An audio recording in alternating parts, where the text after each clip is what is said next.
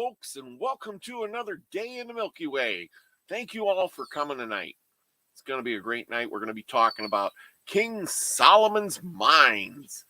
Wouldn't you figure that? No, I'm just joking. Tonight we're going to be talking about King Solomon's magic.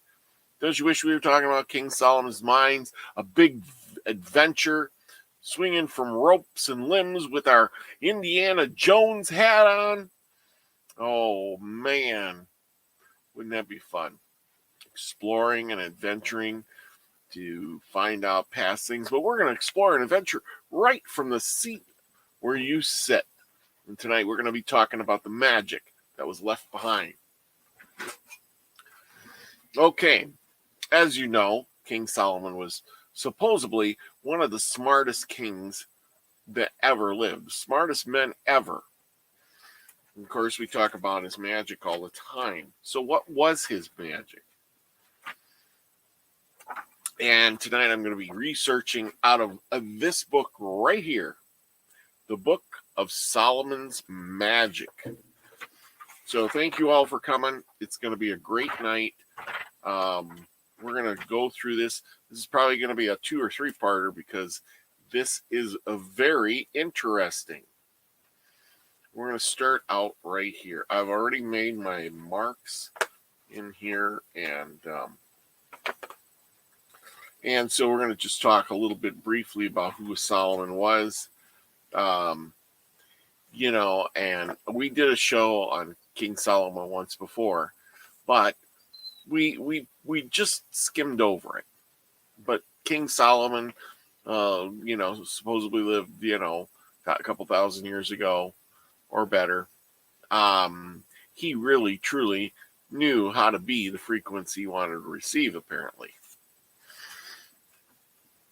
So, as always, I'm going to share a little bit here so you don't have to look at my ugly mug completely.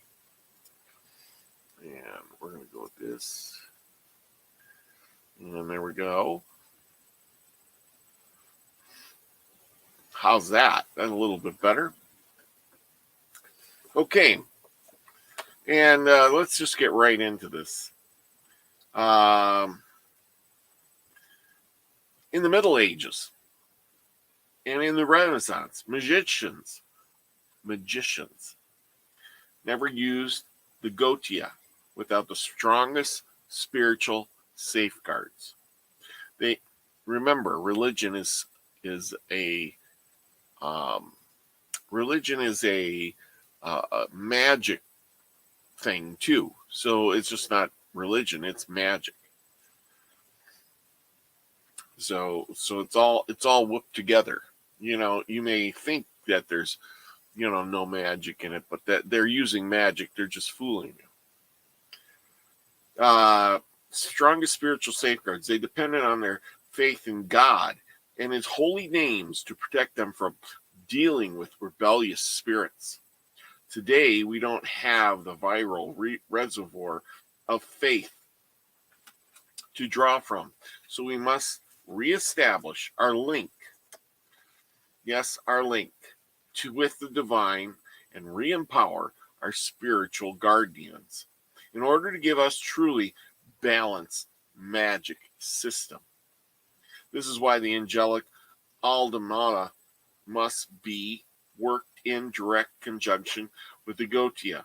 For this reason, I have gone to considerable lengths to rectify and unify these two basically complementary logarithm systems. Okay, so he's talking about different systems, and we're going to get into that later. He starts talking about the combined secret of dark mirror with the lost art of angelical evocation into crystal shoestone. And, these are occultism stuff. This is a goal to becoming a magus or enchantress. So what is your goal by learning magic? I guess that's what he's saying.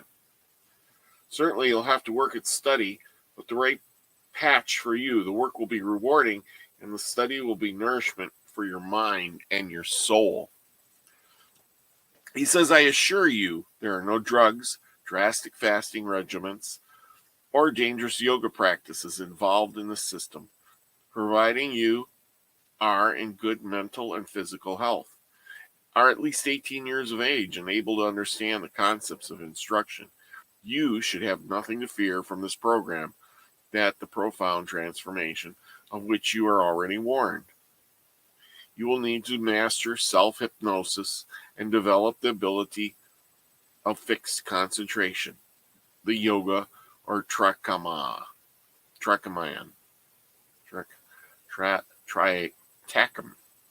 whatever.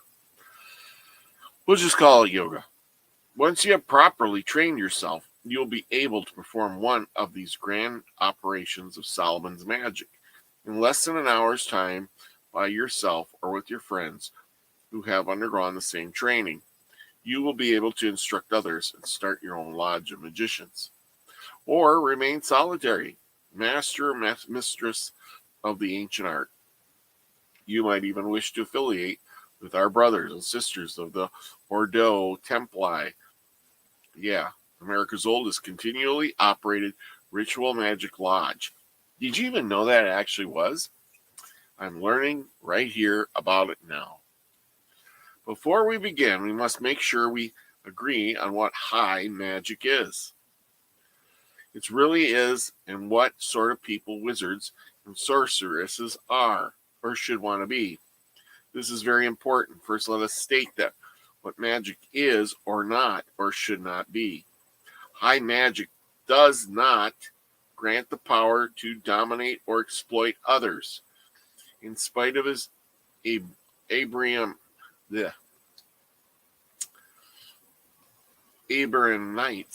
glamour, we cannot claim that it will help you win lotteries, sweepstakes, or make big money in commodities market. Magic should not be thought of as a push-button technology that directs impersonal energies. Neither should it be used as a personal empowerment system to help one climb a corporate ladder or dazzle the opposite sex. If consciously pursued, the art should actually achieve the opposite effect by leading you to what you really need, rather than giving you what you really want. And that is so true. What do you really want? I think there's a Garth Brooks song like that. You know, that what you think you need now in 20 years, is that really what will make you happy then? You may think it will, but life changes. Magic is an art form. If we need to get technical about it, we could call it a composite art form. Similar to the grand opera, consider the artistic elements in magical operation. We have to stage our set, our temple, or our outdoor henge. We have the costuming, our robes, laniments. There are the props, the circle, the altar, the crystal ball, and the triangle. Dark mirror, swords, wands, and pentacles. We create a theatrical atmosphere. Candlelight flickers through the tendrils of exotic incense. A gong revibrates, bells chime, drums throb, while the slow motion dream dance around the circle is accompanied by a droning chant, followed by conjuring in Shakespearean style, delivered in hypnotic tones. So if you're not into all that, pass this on by. Click off now and go somewhere else, because that's what we're talking about tonight. Of course, Solomon Magic is more than just good theater, but good theater is starting point. Okay, we're going to skip a few pages here, or paragraphs, and we're going to hit some highlights, which brings us to another important point. Solomon Magic is not a get-rich-quick scheme, but will jumpstart and supercharge your creative process. If you are willing to seriously study the books and in a few years you will have acquired an education comparable to a liberal arts degree from a university. So it's all about studying. It's about becoming more than you are. It's not about creating spells to get rich quick, magic of the hocus pocus. You know what I'm saying? Solomon's magic creates the elite. The magic vision is primary and ecstatic and transformative. It's going to transform you. That's what it is. It's an experience that may be enhanced by a group performance such as aesthetically subjective. It's an effect.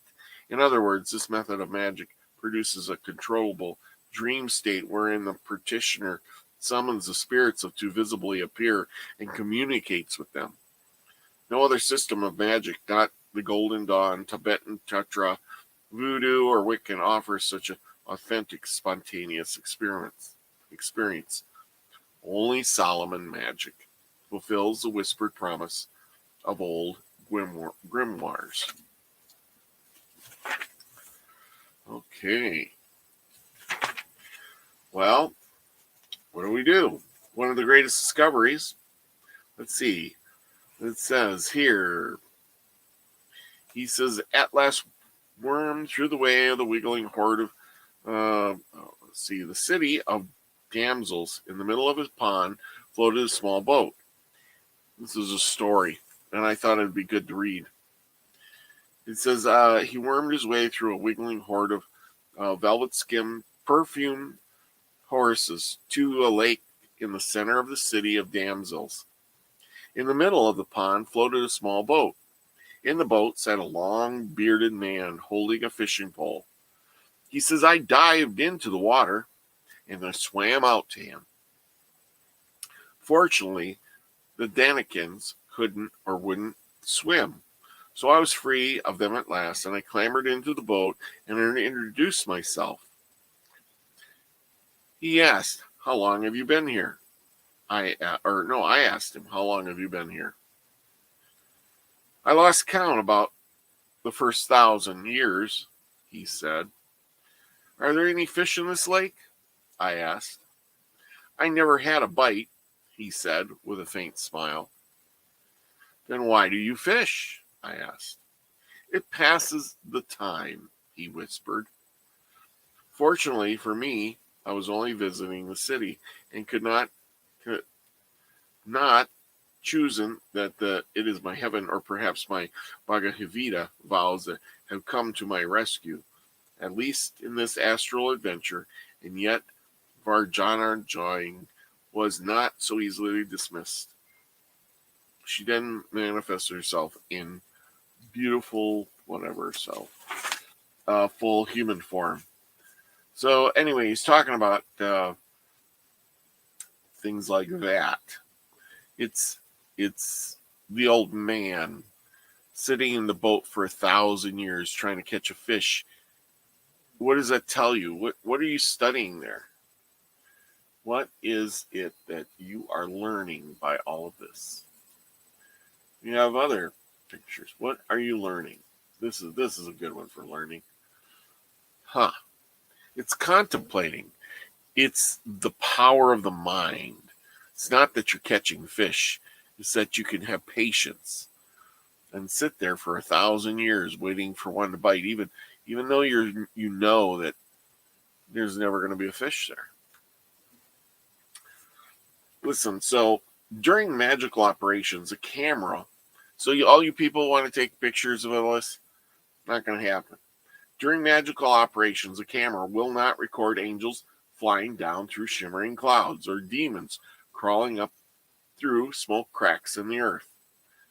Mighty beings are nonetheless real and very powerful. They exist beyond the limits of your personal imagination, and yet are seen through your prism in the multifaceted lens of the great universal mind. So there you go. You can see them in your universal mind, but you can't take a picture of them. Not always. Especially not during magical practices. Not going to happen. Let's go over to this next picture. what does this look like? This looks like a king, and he is very wise. He is giving orders. He's telling these other wise men what to do. Okay, moving on, people. I'm moving on. I hope you enjoy all this. I did. Oh, I thought I marked more of these. Where'd my other marks go? Anyway, like so many, we're going to learn about self-hypnotism. That will come for another day. And then we are going to move on to Tibetan magic, yoga. This is all these different practical exercises.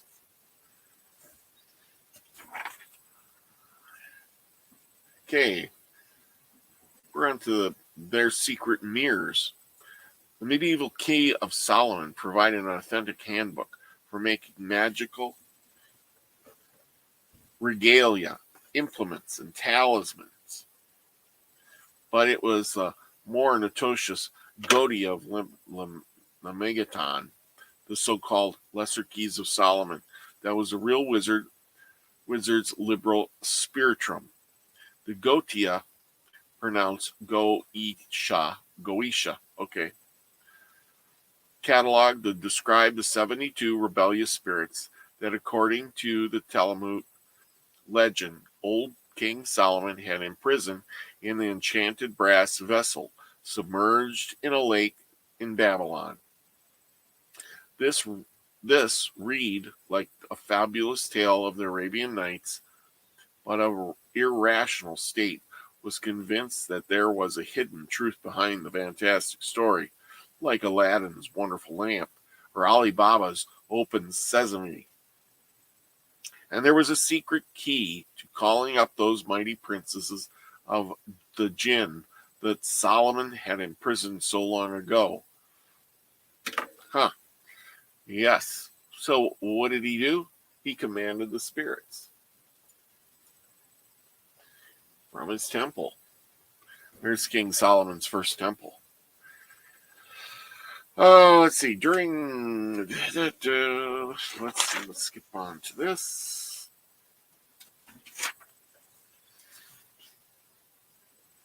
Solomon's spirits are portions of the human brain. Did you know that?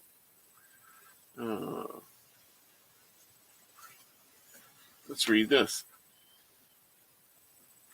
But can any of the effects described in our book, Gaudiya, be obtained? And if so, can you give a rational explanation of circumstances? Say you so. I can, and I will. The spirits of Gosha are proportions of the human brain. Their seals therefore represent a projected cube, methods of simulating or regulating those particular spots through the eyes. The names of God are vibrations calculated to establish general control of the brain, establishment of functions relative to the subtle world, control over the brain in detail, rank, type of the spirit, control of one special portion, name of the spirit. The perfumes aid this through smell. Usually the perfume will only tend to control a large area, but there is an attribution of perfumes to letters of the alphabet, enabling one by Kabbalistic formula to spell out the spirit's name. Now, many people have already said that when a spirit comes to visit them, they can smell it. Okay. Those spirits, cemeteries, teach logic. Those portions of the brain which subserve the logical faculties may be stimulated and developed by the following out the process called the invocations of cemeteries. Yeah.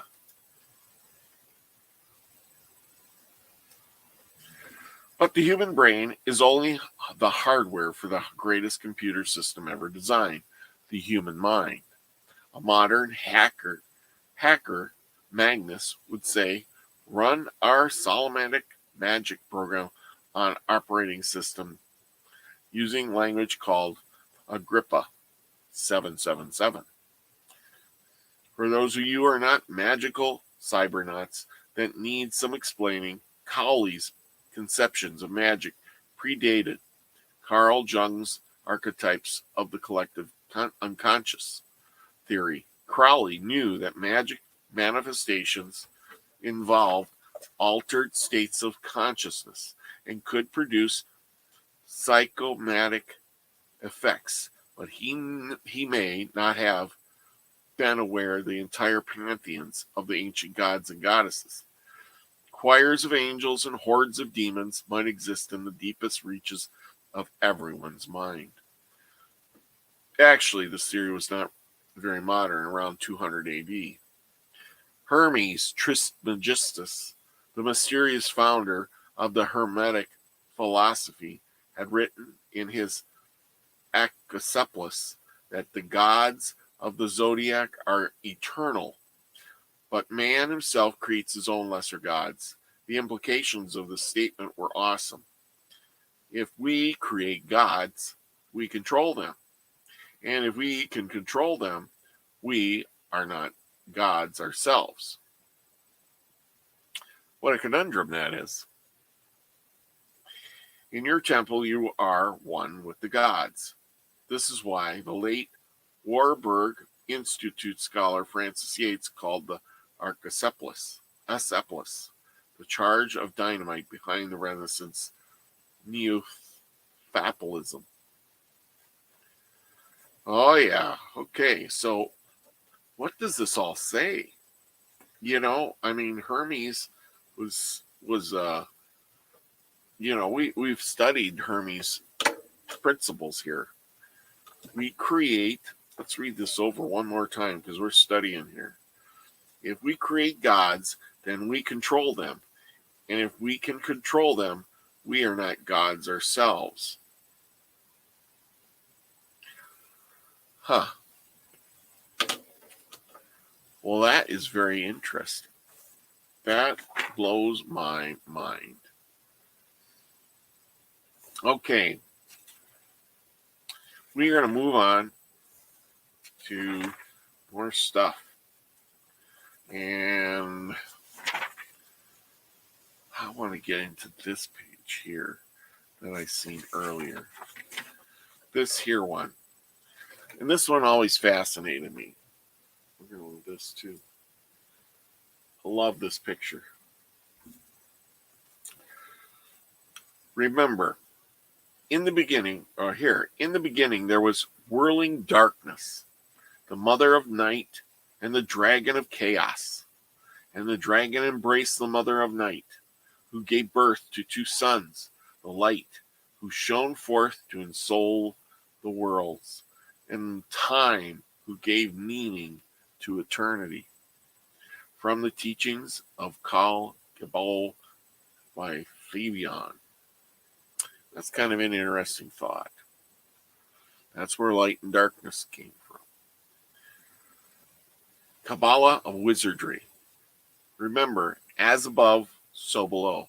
You know, that statement has always intrigued me. As above, so below. What does it mean? As within, so without. At this point, you might be wondering how we can, as mere mortals, presume to invoke archangels and evoke ancient gods and goddesses and demons, even though we have essential operative secrets, hypnotism, the mirror reflection phenomenon, and the aurora producing crystal.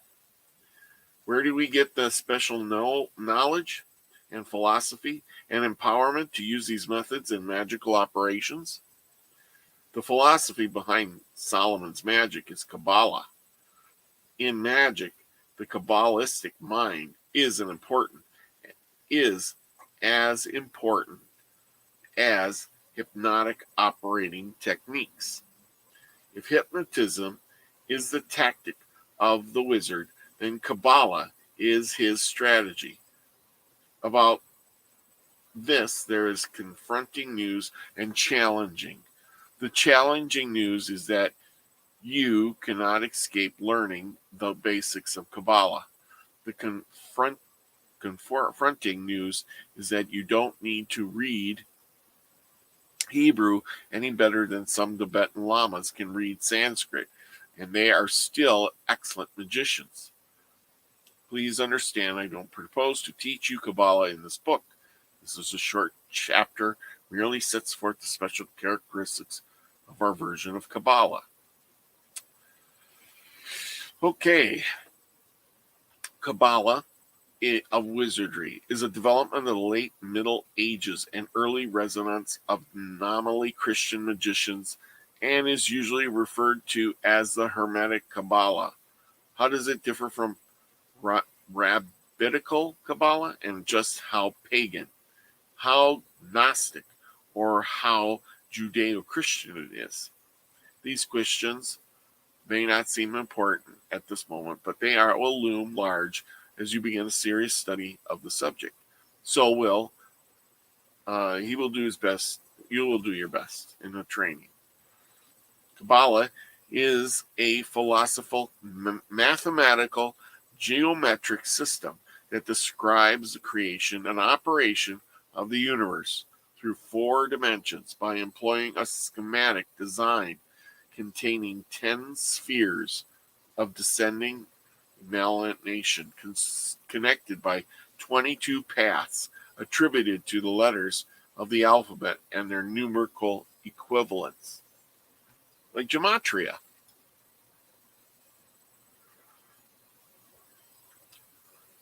This is a starting point, but not much better than giving weight and height. Color as a definition. So we're going to move on for that. So as we get to the end of this, I'm going to put a bookmarker in right here and say we're going to call it a night. So good for that. Okay, not to bore you with this too much, but anyway, let's see. Stop sharing. That's all right. Well, I hope you enjoyed that. A little bit on Kabbalah, what King Solomon's magic really is. I thought it was more of casting spells and trapping spirits to do your bidding. Who are these spirits? 72 angels of magic? How do you control them? Where are they at? And why aren't they working for you? Have you done the magic? Well, with that, think about that for a bit, and we'll figure it out later.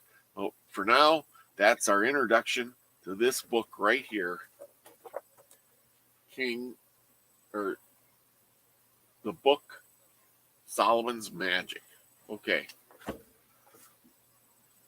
So anyway, I hope you enjoyed that little bit. We'll learn more later. Thank you all for coming. Remember, be the frequency you want to receive. I love you all, people. Have a great day. We'll see you right back here, 9 o'clock Central time every day, or as many times as we can. So remember, be the frequency you want to receive, everyone. Love you all. Peace, everybody.